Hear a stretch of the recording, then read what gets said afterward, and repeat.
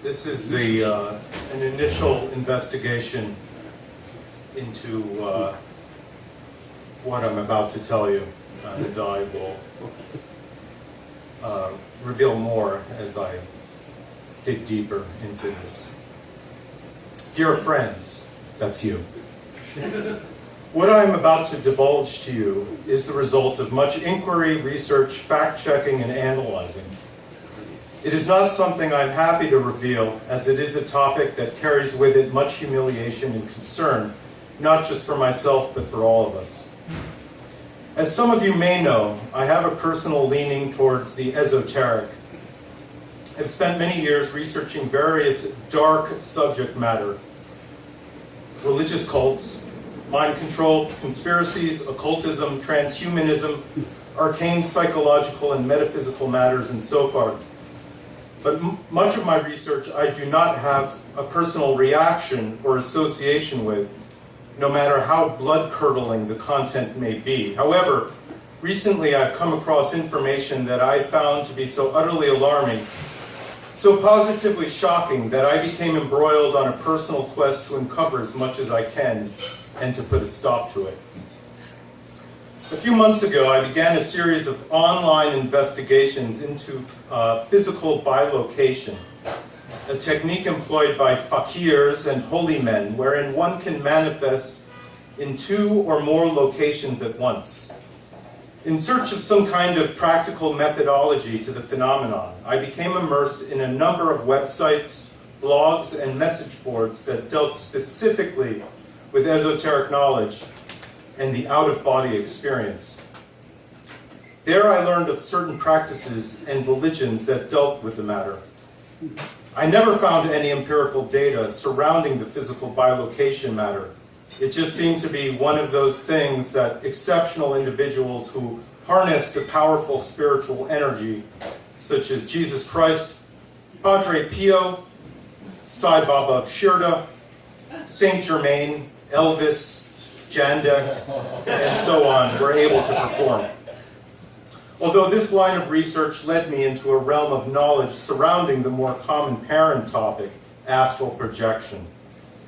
The out-of-body phenomenon is most usually cited during a near-death experience, wherein the astral self leaves the body during death, hovers about as it witnesses the corporal struggle to hold on to life, goes on a little journey to the other side, and eventually returns to tell the tale. But aside from the actual death occurrence, there are tried and proven methods to induce astral projection. The technique has been practiced for centuries among the swamis of India. Gurus have passed on the method to their acolytes in a mostly oral tradition of knowledge sharing, as this was considered secret and somewhat esoteric form of meditation. The most concentrated tradition that have incorporated the technique is that of Shab Yoga, which was specific teaching within the lexicon of Indian mysticism. The word Shab, translated from Sanskrit meaning speech sound.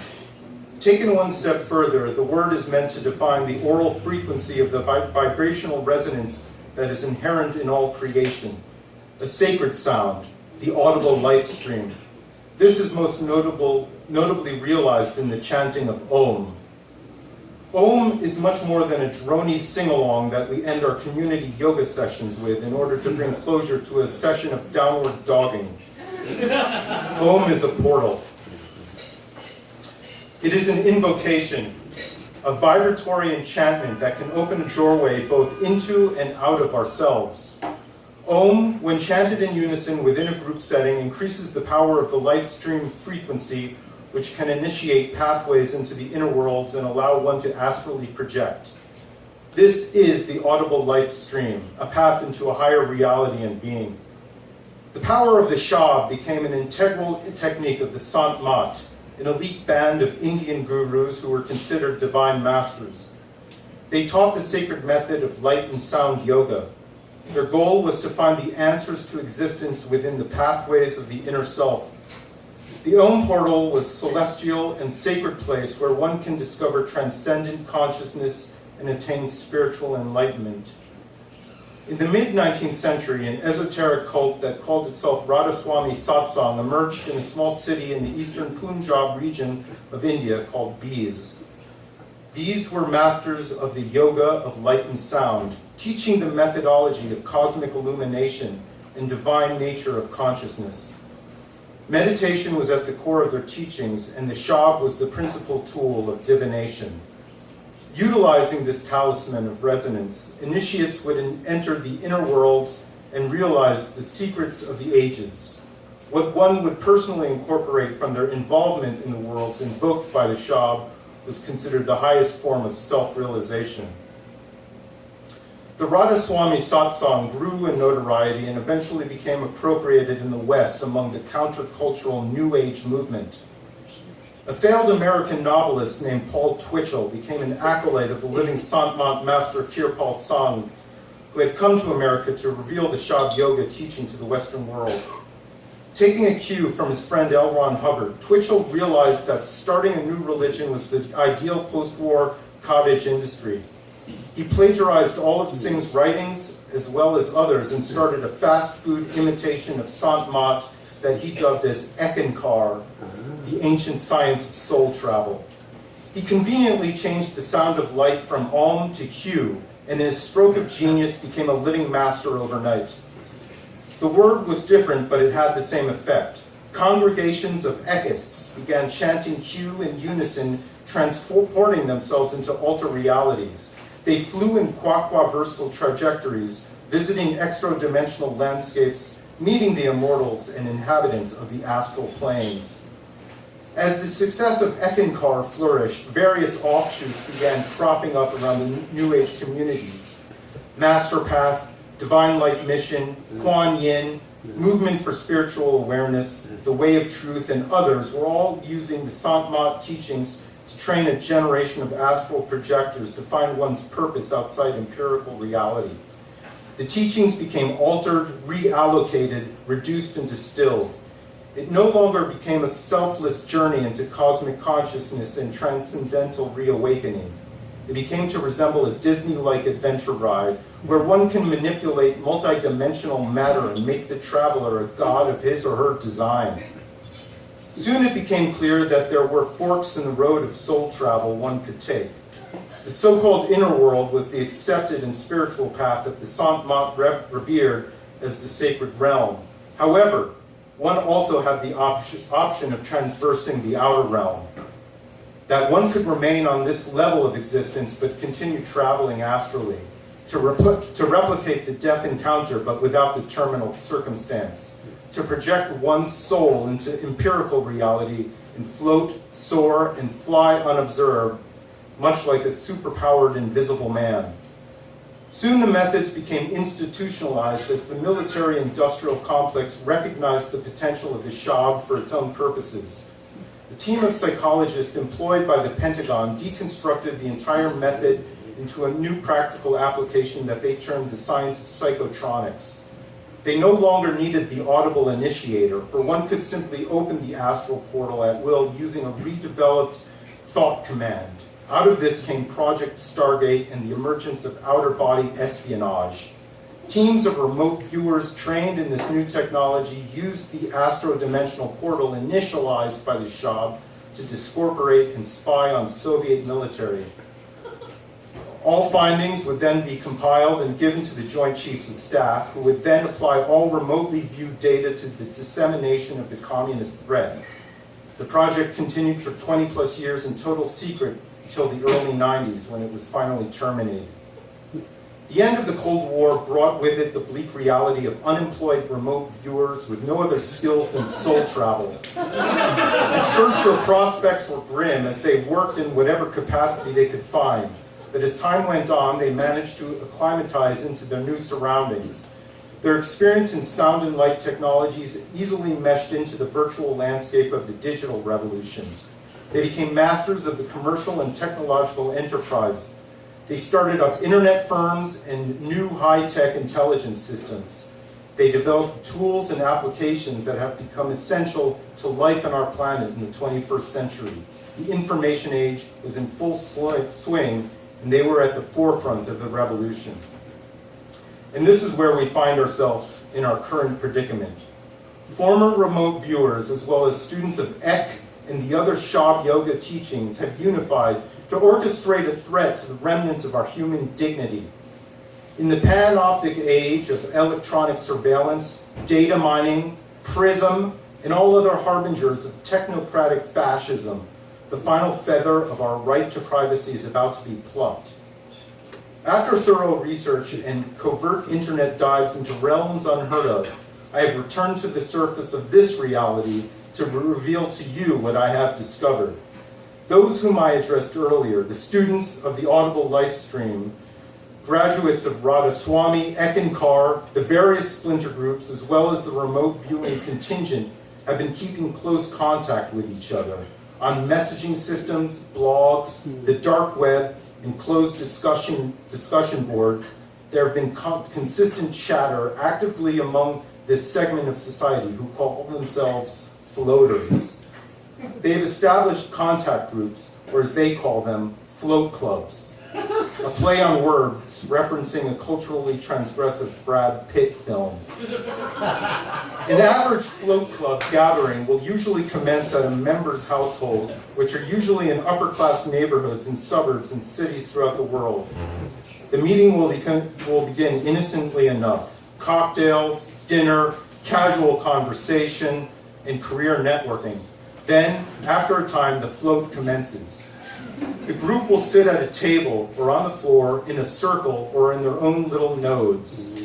Each individual will then call upon the Shab, depending on their own cultivated system, either Aum, Hu, Hu, or a silent psychotronic command to separate the soul from the corporal body. They then go outside. That is, they remain on the empirical realm and they have a night on the town. They swoop through buildings, fly through the air, twirl themselves into the sky, and all the things one might imagine a discorporated entity might do. And they spy on us.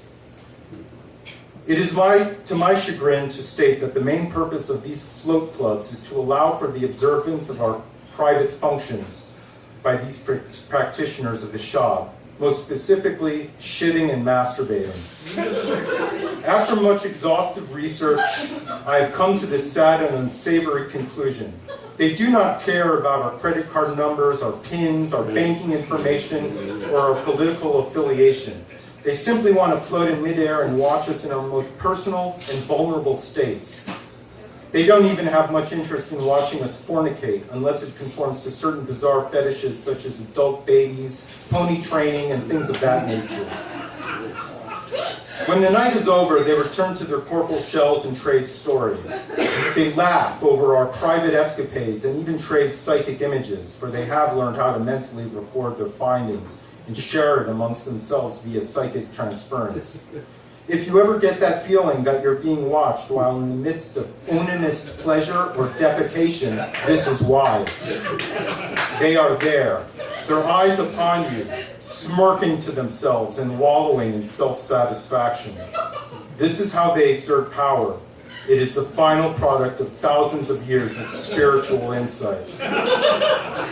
As the internet grows in complexity, so does the influence of the Float Club. They have brought in new initiates, taught them the methods, perverted their minds, and turned them into a new army of floaters, all with the same agenda, all with the same penchant for illicit viewing.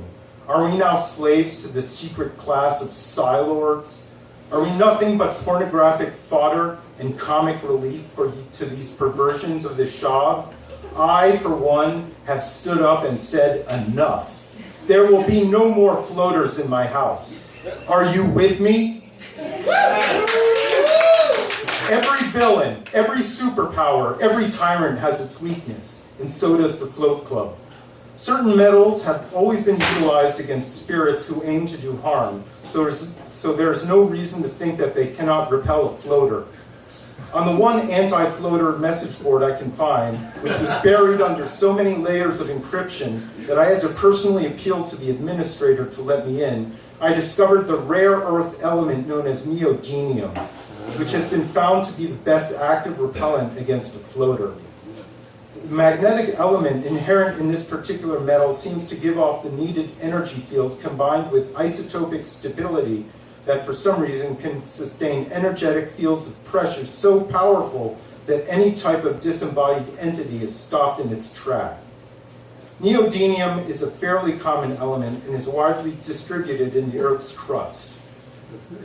It is mostly used in magnetic formulations such as high-power electric motors and solid-state lasers.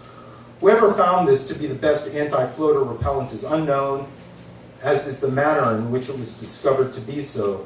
Be that as it may, as I received this blessed information, I went to a distributor of metallic compounds and ordered as much of the stuff as I could afford.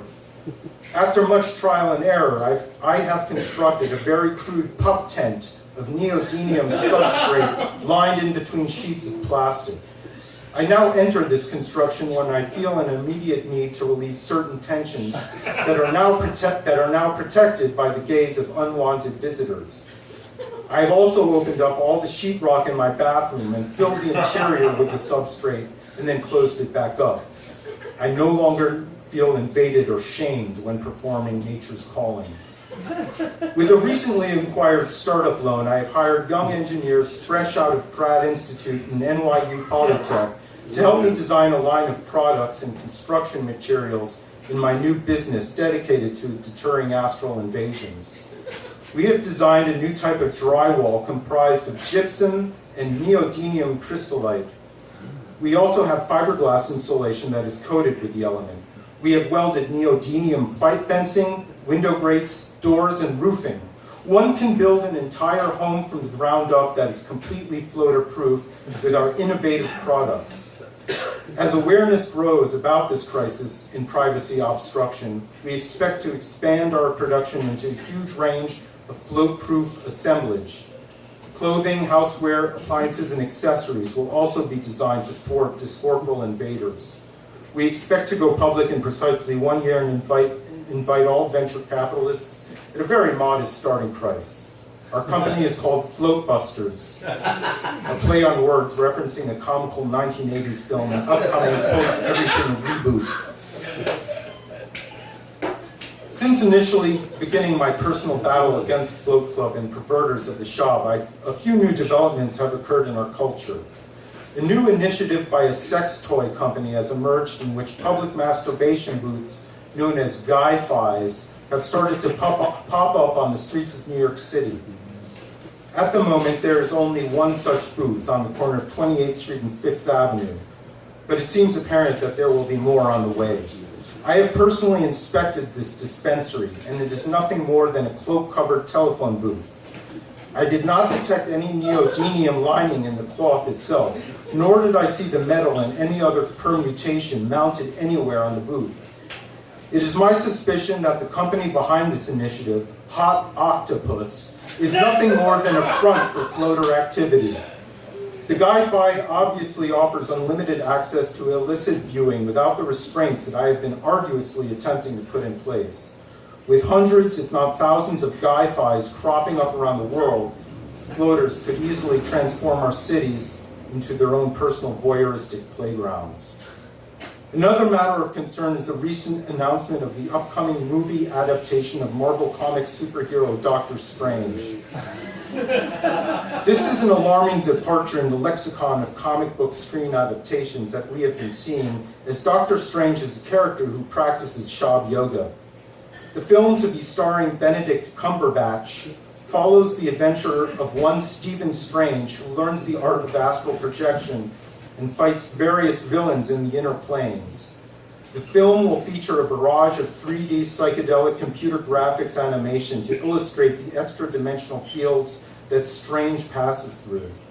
The film is in all likelihood a floater mechanism for recruiting new members into their corrupt teachings.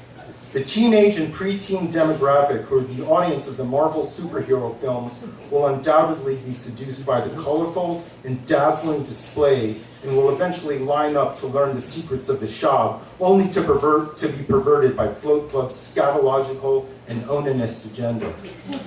And so, this is where I conclude. I cannot fight this battle alone. We, as a people who are dedicated to preserving the final shred of human dignity left, need to stand up and bring these astral invaders back to the visible realm where we can see them. We cannot appeal to our government because they're all floaters. We're connected via bloodline and party membership. We need to fight for ourselves and keep the floater threat at bay.